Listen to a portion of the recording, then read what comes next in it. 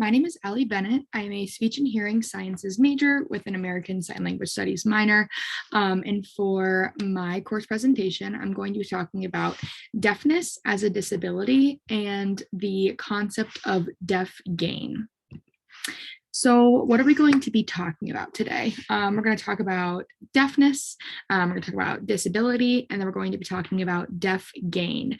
So this is probably the term of the three that you're the least familiar with, but deaf gain means celebrating the benefits of deaf culture and pride. So this is a term that was coined by the deaf community, and it's kind of meant to be the opposite of hearing loss. So hearing loss is a term that's used to describe deaf individuals. And they decided to kind of put a positive twist on it and turn it into deaf gain. So instead of thinking about all of that they're losing from not being able to hear, they want to think about what they're gaining from being deaf and being part of this deaf community. So why are we going to talk about this? Why is this an important topic? So there's been a narrative in society for many, many years that deafness is something that needs to be fixed. And this idea has had a significant impact on many deaf individuals and just the deaf community as a whole. So the deaf community has faced many years of oppression and discrimination in many aspects of their lives due to society seeing deafness as a disability and viewing the deaf community as inferior just because they can't hear. But even despite all this, the deaf community does not view being deaf as a disability, and instead they view it as something that they can benefit from, and something that should be celebrated, which is where the term deaf gain is from. And I think it's something that's important to talk about because I don't think that it's something that a lot of people realize when they're talking about the deaf community and just being deaf in general. So deafness is not something that society should be trying to fix. The deaf community is an invaluable component of society.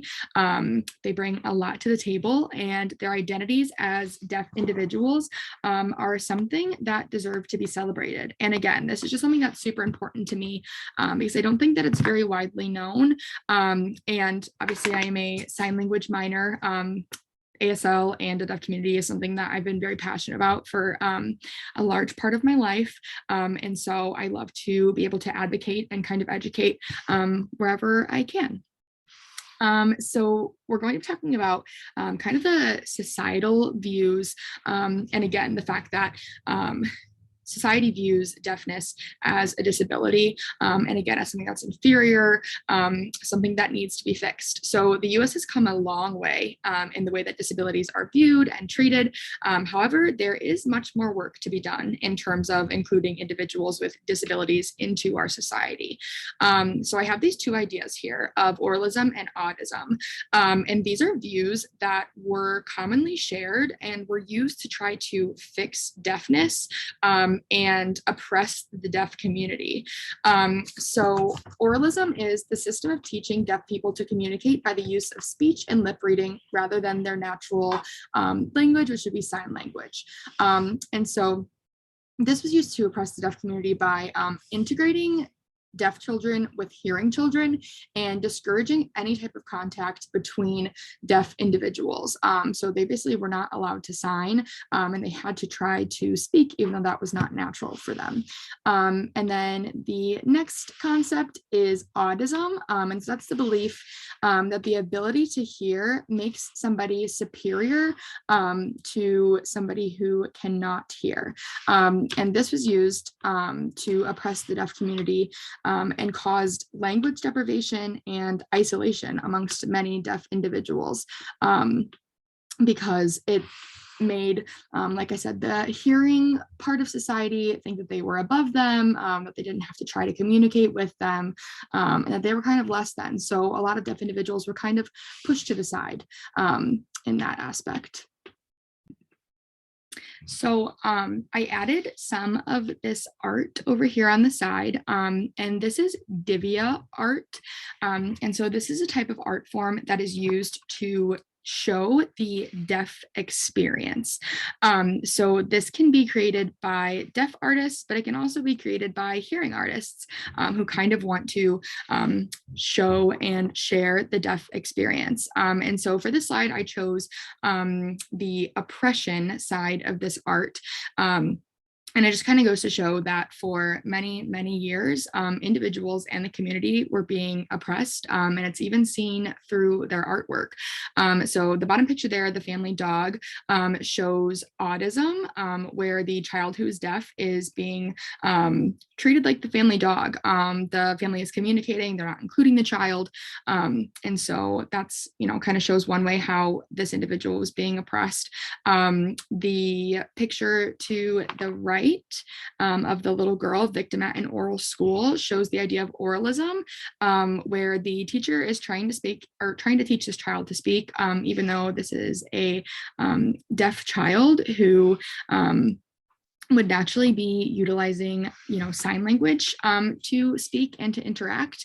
And then this again is an idea of oralism with the broken hands and the chained hands because they were not able to sign. And I just think that those are just really powerful pieces of art. So then talking about, again, deafness as a disability, this was and is kind of the view of society.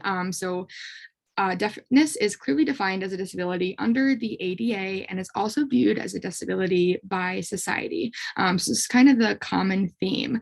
90% of deaf children are born to hearing families who are told from the second that they're born that their child has failed something.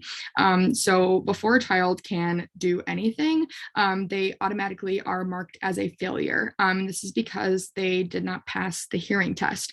And so when an adult hears that, a hearing adult, they hear that their child is a failure, that there's something wrong with them, that they, can't do something. They immediately are going to think that they need to help their child and that their child needs to be fixed. But that is not always the case. But it's no coincidence that that's the narrative when these are kind of some of the first interactions that these deaf individuals are having with their families. And so again, the deaf community does not view deafness as a disability. They simply view it as a difference. And then I believe that the deaf community should be the ones to define when and if deafness is a disability, since they're the ones living it out every day, and it shouldn't be imposed upon them that it's something to be fixed. I think it's up to every individual whether or not they feel as though their deafness is a disability and whether or not that's something that they want to be fixed. I don't think that society has the right to say that it is something that needs to be fixed and that everybody needs to fix it. And if you don't, then you are automatically inferior, because I believe it should be the decision of the individual. So next, we're going to talk about opportunities for the deaf community. Because deafness is seen as a disability and something that needs to be fixed, it can have a large impact on the community and their ability to be included within society and to kind of have equal opportunities. Because again, they're just automatically seen as inferior due to this kind of mindset.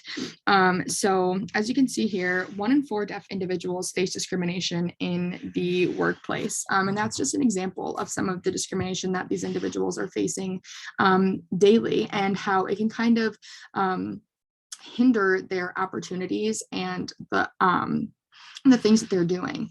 And so I think an important reminder is that the only thing that a deaf individual cannot do is hear. There should be no further limitations placed upon them by society. They can't hear, but they can do everything else and even more. Society can take the extra step to build more opportunities for deaf individuals by making things more accessible to them. I think that we play a lot to the hearing part of society, but it would be just as easy to play to the deaf community.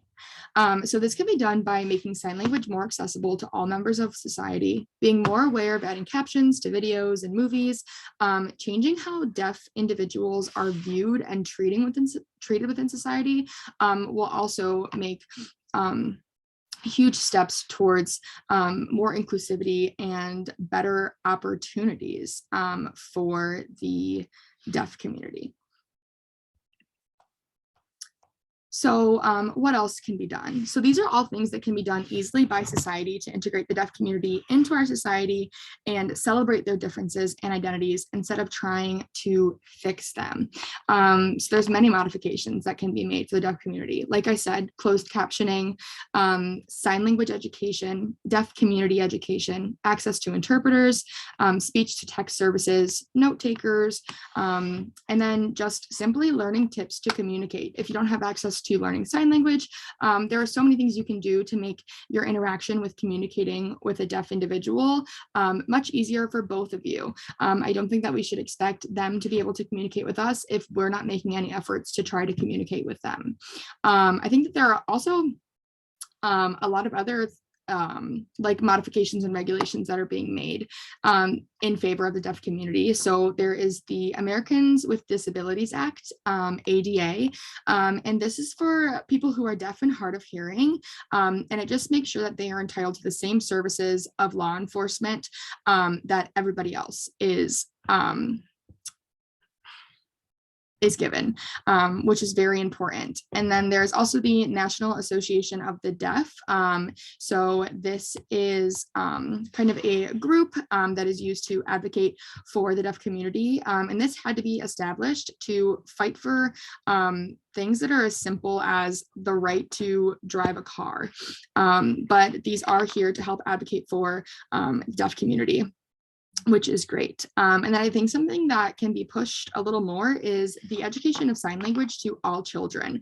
This could be a regulation to not only improve inclusion of the deaf community, but to also give children access to language much earlier, because children can often utilize sign language before they can utilize their speech. And so I think that this would be a win-win for both the hearing community and the deaf community. I do think that at the end of the day, the most important thing that can be done in order to create this equality and this inclusion is understanding and accepting the concept of deaf gain. So there's many benefits to being a part of such a strong community and culture.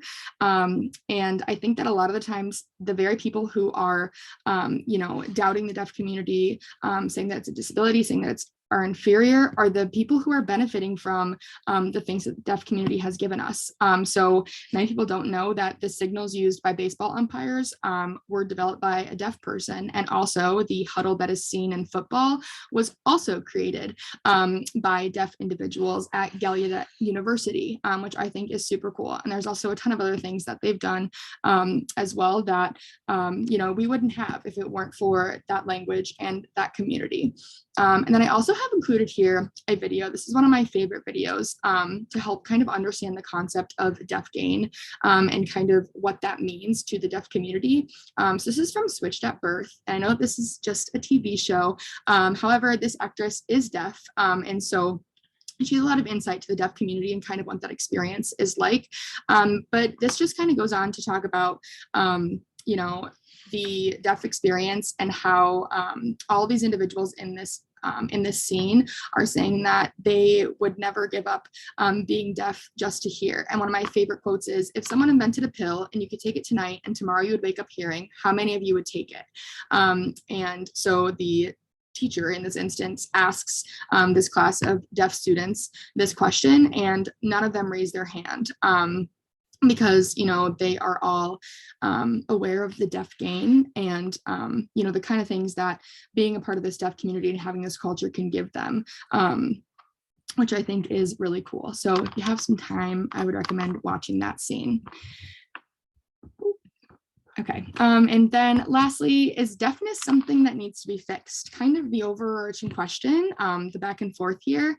The answer is no. I think it is merely a difference, not something that should be fixed. I think society has come a long way in accepting the deaf community, but there is a lot of progress to be made. When I was reflecting during this project, I was thinking about how, the movie Coda had just won an Oscar, and how Ohio State has just recently added a sign language much minor, which I think are all really big steps. But I think there's a lot more that can be done. And then lastly, I think the things that you say and the way that you act can have a large impact on those around you.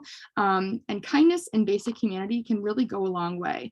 At the end of the day, we're all human, whether we have a disability or not, and we all deserve to be treated equally and with respect. And then here is my works cited.